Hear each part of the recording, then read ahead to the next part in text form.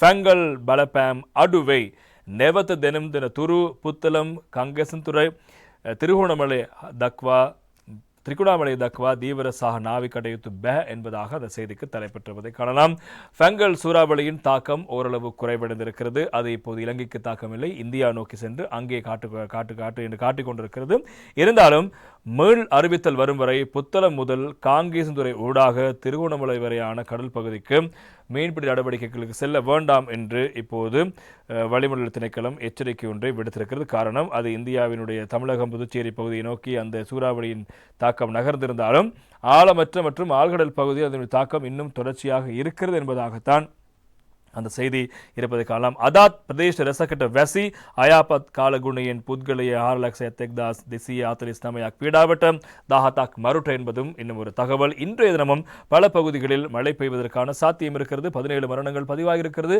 4,71,249 குடும்பங்களைச் சேர்ந்தவர்கள் 29 பேர் கைது அதாவது சம்பவத்தினால் பாதிக்கப்பட்டிருப்பதாக அந்த செய்தியும் இடம்பெடுத்திருப்பதை நாங்கள் காணக்கூடியதாக இருக்கிறது. மக்கள் இந்த விடயத்தில் கவனமாக இருக்க வேண்டும் என்று கோரிக்கை விடுக்கப்படுகிறது.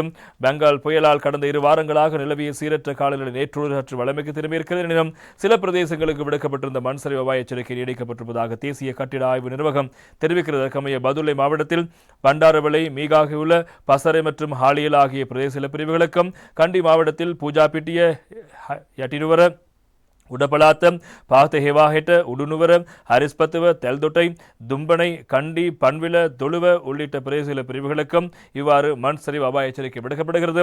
கேகாலையில் ருவான்வெல்ல, அரநாயக்க, கேகாலை, மாவனல்ல, யட்டியாந்தோட்ட மற்றும் பிளத்கோபிட்டிய பிரதேச பிரிவுகளுக்கும், குருணாகலில் ரிதிகம பிரதேச பிரிவுக்கும், மாத்தலையில் அம்பன்கங்கோரலே, மாத்தலை, யட்டவத்த, வெளிகம, பல்லென்பொல, நாவுல பிரதேச பிரிவுகளுக்கும், நுவரெலியாவில் ஹங்குராங்கெத்த, வளப்பனை மற்றும் கொத்மலை பிரதேச பிரிவுகளுக்கும் மண் சரிவு அபாய எச்சரிக்கை விடுக்கப்படுகிறது என்பதாகவும் முக்கியமான செய்தி. எனவே இதன் தாக்கம் இன்னும் இருக்கிறது.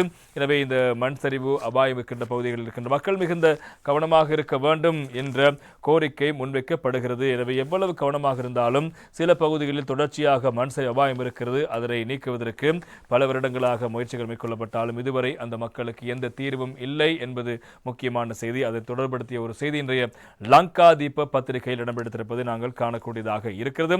கந்துக்கர நிவாச பாலஸ்தாக் நாய அவதானமே என்பதாக அந்த செய்திக்கு தலைப்பிடப்படுகிறது. மலைநாட்டு பெருந்தோட்ட பகுதிகளில் 15,000 வீடுகள் இந்த மண் சரிவு அபாயமிக்க வலயங்களில் இருக்கிறது.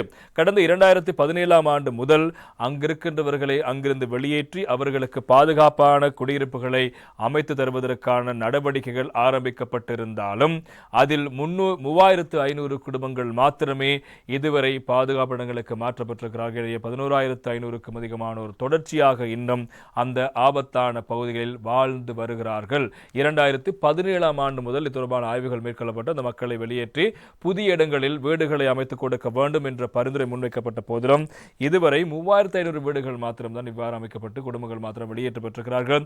எஞ்சி இருக்கின்ற 11,500 குடும்பங்கள் இவ்வாறு மிகப்பெரிய பிரச்சனைக்குள்ளாகி இருக்கிறார்கள். இது குறித்து விசேடமாக கவனம் செலுத்த வேண்டும். எனவே இந்த மக்கள் இந்த ஆபத்தான இடங்களில் வாழ்கிறார்கள். மண்சரி நாயபத்து உள்ளிட்ட மண்சரியை பார்க்கின்ற போது எங்களுக்கு தெரியும். எனவே அவ்வாறான பகுதிகளில் வாழ்கின்ற மக்கள் கேகாலை மாவட்டத்தின் பல பகுதிகளில் இவ்வாறு மண்சரிக்குள்ளான மக்கள் தற்காலிக கூடாரங்களை அமைத்து இன்னும் வாழ்ந்து கொண்டிருக்கிறார்கள். அந்த வீடுகளுக்கு இன்னும் தீர்வே இல்லாமல் இருக்கிறது.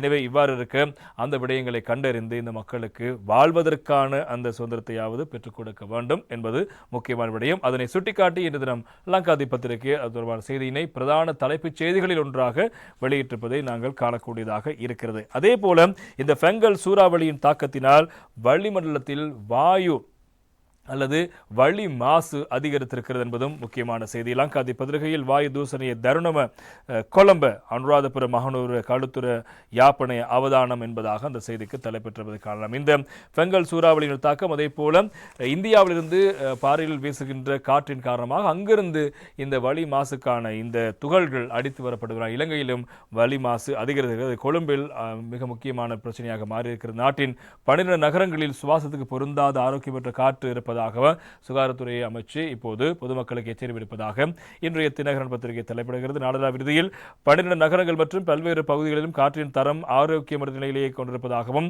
இது சுகாதாரத்துக்கு ஒவ்வாத தன்மையை காட்டுவதாகவும் சுகாதாரத்துறை பொதுமக்களுக்கு அறிவுறுத்தலை வழங்கியிருப்பதாக இன்றைய தினகரன் பத்திரிகை அந்த செய்தியினை சுட்டிக்காட்டியிருப்பதை நாங்கள் காணக்கூடியதாக இருக்கிறது. இது குறித்தும் மக்கள் கவனமாக இருக்க வேண்டும். நேற்று முன்தினம் இரவு முதல் ரத்தினபுரி, கிளிநொச்சி, கம்பகா, திருகோணமலை, அம்பலாங்குடை, தம்புள்ளை, காலி, நீர்கொழும்பு, புத்தளம், மையங்கனை, குருநாகல் மற்றும் கலாவை ஆகிய பகுதிகளிலேயே காற்றின் தரம் சுகாதாரத்துக்கு ஒவ்வாத நிலைமையை கொண்டிருப்பதாக சுட்டிக்காட்டப்படுகிறது.